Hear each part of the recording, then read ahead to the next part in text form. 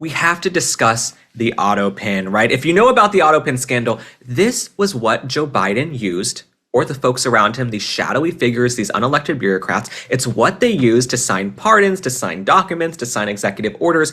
Why could Joe Biden not affix his own signature to documents? That's what really confounded me, right? You could sit there and bang out 100 documents in 5 minutes. You just do the signature. Was Joe Biden so frail he couldn't even sign his own documents? And there's been some new reporting in Axios that even the chief of staff's assistant was sending emails allegedly approving pardons for Biden family members. They were pardoning Hunter, they were pardoning all the brothers and sisters. You get a pardon, you get a pardon. The way Joe Biden's staff, because I don't think it was really Joe Biden, the way the staff handed out pardons, it was like Oprah on the Christmas days of giving. She's like, you get a car, you get a car, you get a pardon. That's how they were handing out pardons. Okay.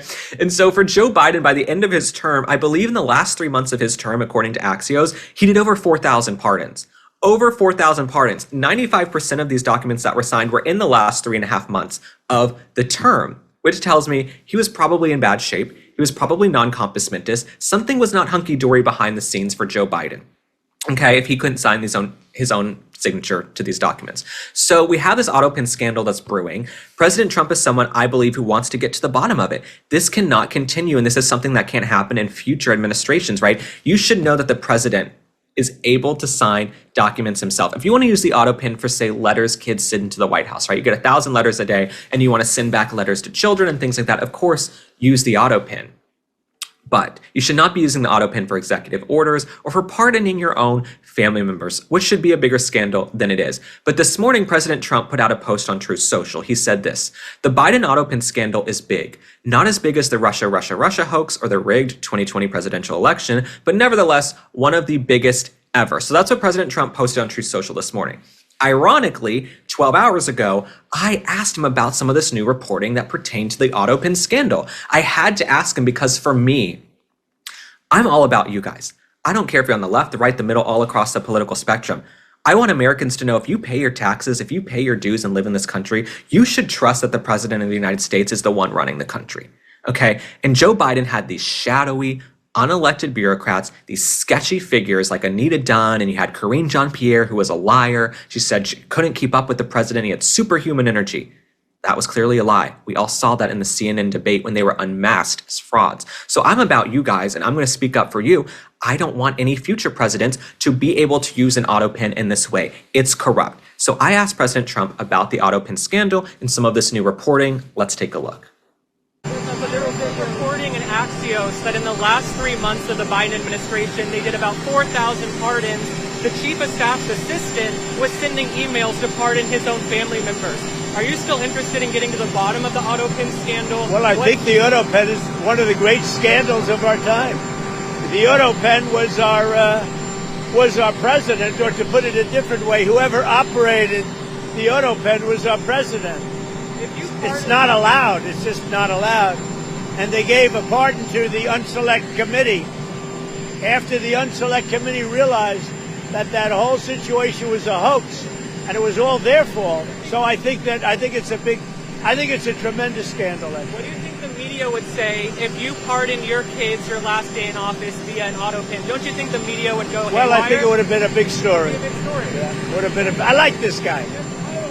I like President Trump too, and I'm incredibly grateful that I got to speak with him and ask him questions. I looked a lot better 12 hours ago than I do now on this camera here. But no, it's an honor to get to ask him questions. And I had to ask about the Autopen because you guys as taxpayers should know that the president is the one signing documents. And President Trump famously will sit there and sign his own documents, as he should, okay? As he should, because he's a grown man and can sign his signature to documents himself. Joe Biden, I don't know what the hell was going on. We also heard Joe Biden was only working really between 10 a.m. and 4 p.m. It was nap time, he was out to lunch, and he had the wife, one of the most power-hungry women in politics, I believe, Jill Biden. She was sitting behind the desk on Air Force One. She was running cabinet meetings. She was pulling the puppet strings. Remember, Jill Biden would grab Joe by the hand and wheel him and drag him around like a child.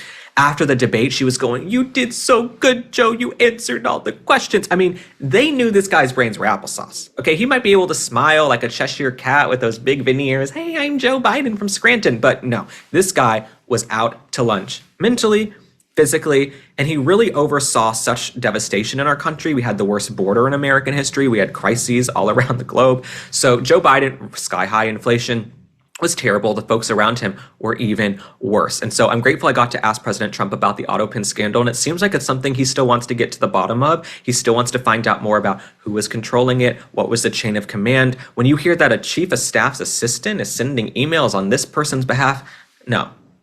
You either sign a document yourself or you're not fit to be president. It's really that simple and black and white. I'm a simple kind of guy, very simple. It's black and white. You can either sign your own signature to documents or get the hell out, okay? You're not fit to be president. I will say though, I think part of the reason they didn't push Joe Biden out sooner, if I'm just brainstorming here, part of the reason they didn't push Joe Biden out sooner is that Kamala Harris was worse. Kamala Harris in many ways was worse than Joe Biden, right? Joe Biden had cognitive decline, dementia probably, was non-compos mentis.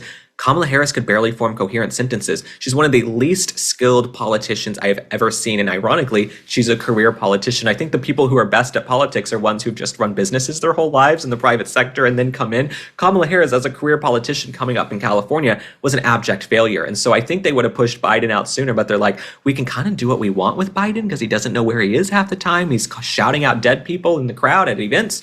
So I think they kept Joe Biden in there as a vessel because they could come in and just do what they want and pull the puppet strings and say, we're going to do this and we're going to do that.